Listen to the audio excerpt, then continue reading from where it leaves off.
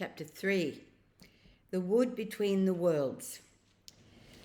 Uncle Andrew and his study vanished instantly. Then, for a moment, everything became muddled.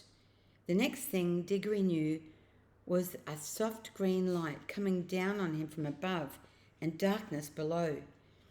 He didn't seem to be standing on anything, or sitting, or lying. Nothing appeared to be touching him.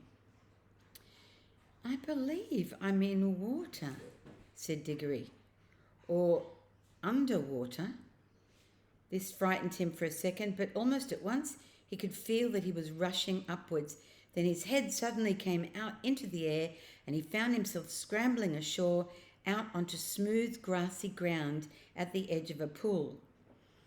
As he rose to his feet, he noticed that he was neither dropping water nor panting for breath, as anyone would expect after being underwater. His clothes were perfectly dry. He was standing by the edge of a small pool, not more than 10 feet from side to side, in a wood. The trees grew close together and were so leafy that he could get no glimpse of the sky. All the light was green light that came through the leaves, but there must have been a very strong sun overhead, for this green daylight was bright and warm. It was the quietest wood that you could imagine. There were no birds, no insects, no animals, and no wind. You could almost feel the trees growing. The pool he had just got out of was not the only pool. There were dozens of others, a pool every few yards as far as his eyes could reach. You could almost feel the trees drinking the water up with their roots. This wood was very much alive. When he tried to describe it afterwards, Digory always said it was a rich place, rich as plum cake. The strangest thing was that almost before he'd looked about him, Digory had half forgotten how he came there. At any rate, he was certainly not thinking about Polly or Uncle Andrew or even his mother. He was not in the least frightened or excited or curious. If anyone had asked him, "Where did you come from?" he probably would have said, "I've always been here." That was what it felt like, as if one had always been in that place and never been bored, although nothing ever happened. As he said long afterwards, it's not the sort of place where things happen. The trees go on growing, that's all. After Digory had looked at the wood for a long time, he noticed there was a girl lying on her back at the foot of the tree a few yards away. Her eyes were nearly shut, but not quite, as if she were just between sleeping and waking. So he looked at her for a long time and said nothing. And at last she opened her eyes and looked at him for a long time, and she also said nothing. Then she spoke in a dreamy, contented sort of voice. "I think I've seen you before," she said. "I rather think so too," said Digory. "Have you been here long?" "Oh, always," said the girl. "At least, I don't know. A very long time." "So have I," said Digory. "No, you haven't," said she. "I've just seen you come up out of that pool." "Yes, I suppose I did," said Digory with a puzzled air. "I'd forgotten." Then for quite a long time neither of them said anything else. "Look here," said the girl presently. "I wonder, did we ever really meet before?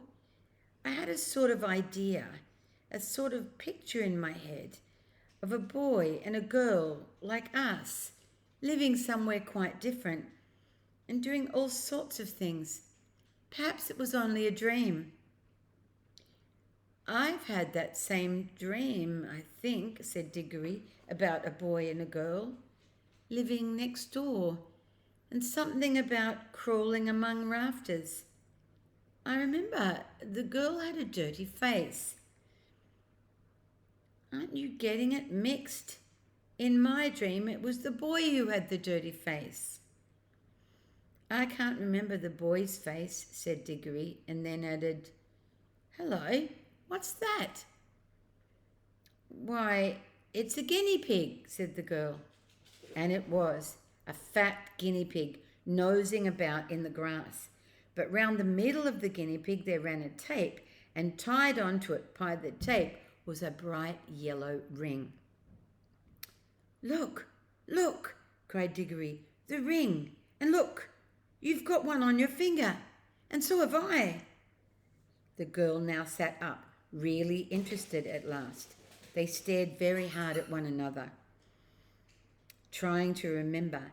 And then at exactly the same moment she shouted out, "Mr. Catterley!" And he shouted out, "Mr. Catterley! Uncle Andrew!" And they knew who they were and began to remember the whole story.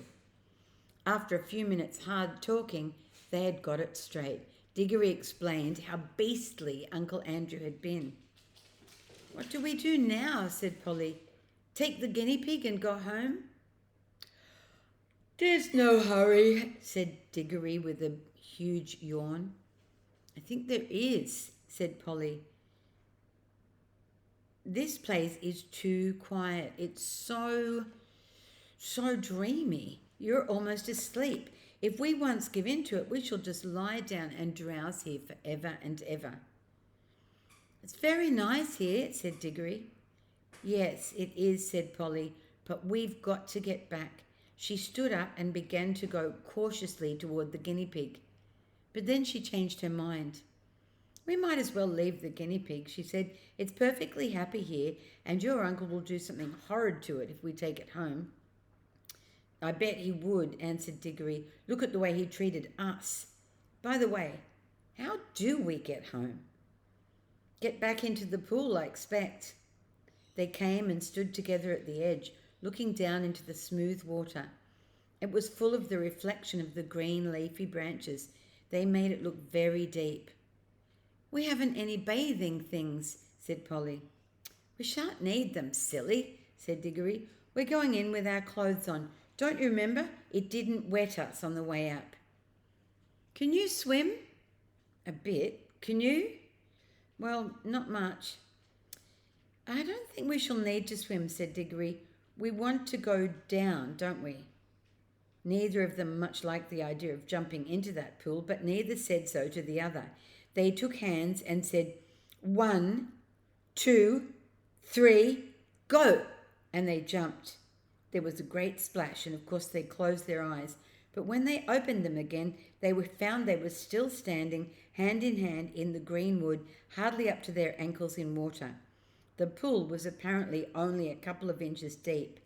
They splashed back onto the dry ground. "What on earth's gone wrong?" said Polly in a frightened voice, but not quite as frightened as you might expect, because it's hard to feel really frightened in that wood. The place is just too peaceful. "Oh, I know," said Digory. "Of course it won't work. We're still wearing our yellow rings. They're for the outward journey, you know. The green ones take you home. We must change rings. Have you got pockets? Good. Put your yellow ring in your left. I've got 2 greens. Here's one for you." They put on their green rings and came back to the pool, but before they tried another jump, Digory gave a long, "Uh-oh." "What's the matter?" said Polly. "I've just had a really wonderful idea," said Digory. "What are all those other pools?" "How do you mean?" "Why, if we can get back to our own world by jumping into this pool, mightn't we get somewhere else by jumping into one of the others?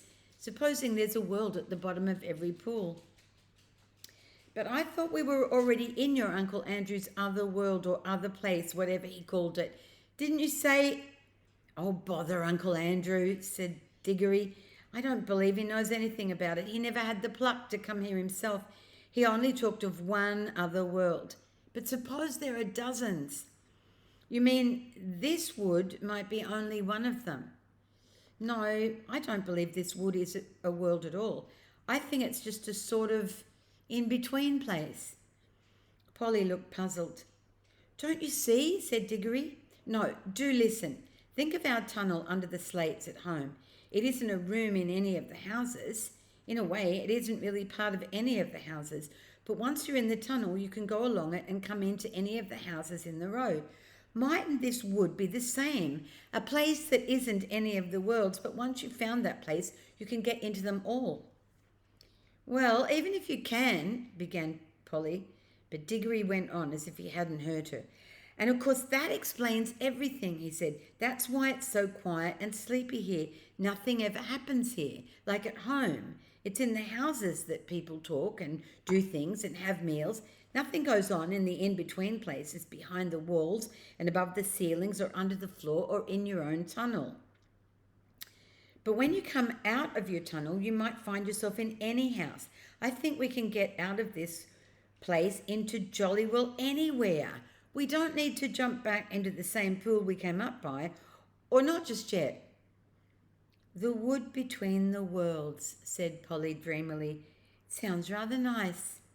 Come on, said Digory. Which pool shall we try?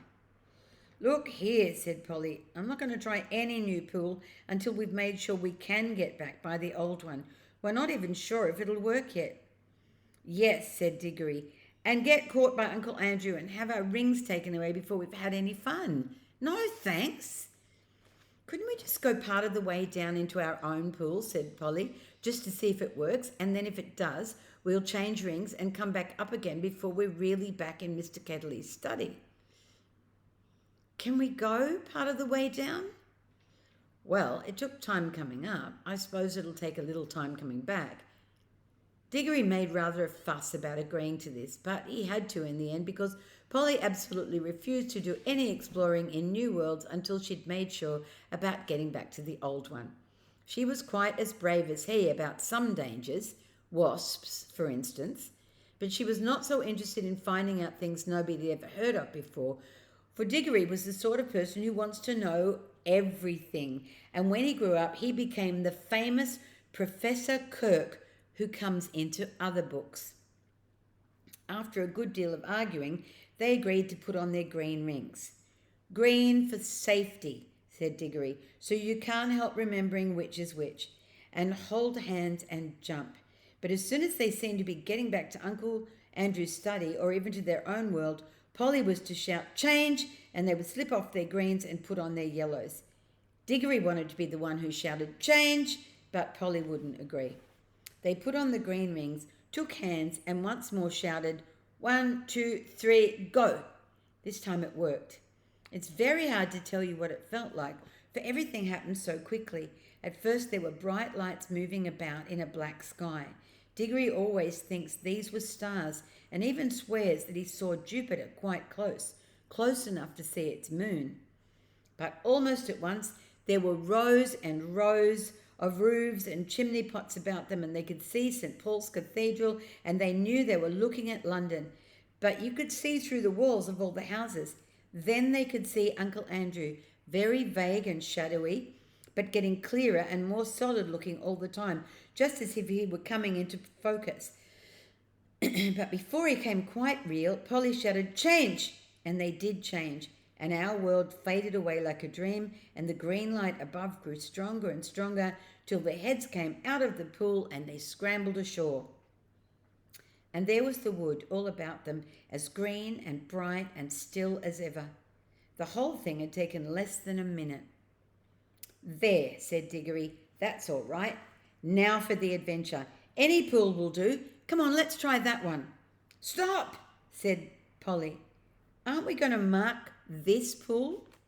They stared at each other and turned quite white as they realized the dreadful thing that Digory had just been going to do. For there were any number of pools in the wood, and the pools were all alike, and the trees were all alike, so that if they had once left behind the pool that led to our own world without making some sort of landmark, the chances would have been 100 to 1 against them ever finding it again. Digory's hand was shaking as he opened his penknife and cut out a long strip of turf on the bank of the pool. The soil, which smelled nice, was a rich reddish brown and showed up well against the green. It's a good thing one of us has some sense, said Polly. Well, don't keep gassing on about it, said Digory. Come along, I want to see what's in one of the other pools. And Polly gave him a pretty sharp answer, and he said something even nastier in reply. The quarrel lasted for several minutes, but it would be too dull to write it all down. Let's skip on to the moment at which they stood with beating hearts and rather scared faces on the edge of the unknown pool with their yellow rings on, and held hands and once more said, 1, 2, 3, go! Splash. Once again it hadn't worked. This pool, too, appeared to be only a puddle. Instead of reaching a new world, they only got their feet wet and splashed their legs for the second time that morning. If it was morning, because it always seemed to be the same time in the wood between the worlds. Blast and botheration, exclaimed Digory. What's gone wrong now? We've put our yellow rings on all right. He said yellow for the outward journey. Now the truth was that Uncle Andrew, who knew nothing about the wood between the worlds, had quite the wrong idea about the rings. The yellow ones weren't outward rings and the green ones weren't homeward rings at all, at least not in the way he thought. The stuff of which both were made had all come from the wood. The stuff in the yellow rings had the power of drawing you into the wood. It was the stuff that wanted to get back to its own place, the in-between place. But the stuff in the green rings is stuff that's trying to get out of its own place. So the green ring would take you out of the wood into a world. Uncle Andrew, you see, was working with things he didn't really understand, and most magicians are. Of course, Digory did not realise the truth quite clearly either, or not till later. But when they talked it over, they decided to try their green rings on the new pool just to see what would happen. I'm game if you are, said Polly. But really she said this because in her heart of hearts she now felt sure that neither kind of ring was going to work at all in the new pool, and so there was nothing worse to be afraid of than another splash. I'm not quite sure that Digory didn't have the same feeling. At any rate, when they both put on their greens and come back to the edge of the water and taken hands again, they were certainly a good deal more cheerful and less solemn than they had been the first time. 1, 2, 3, go, said Digory, and they jumped.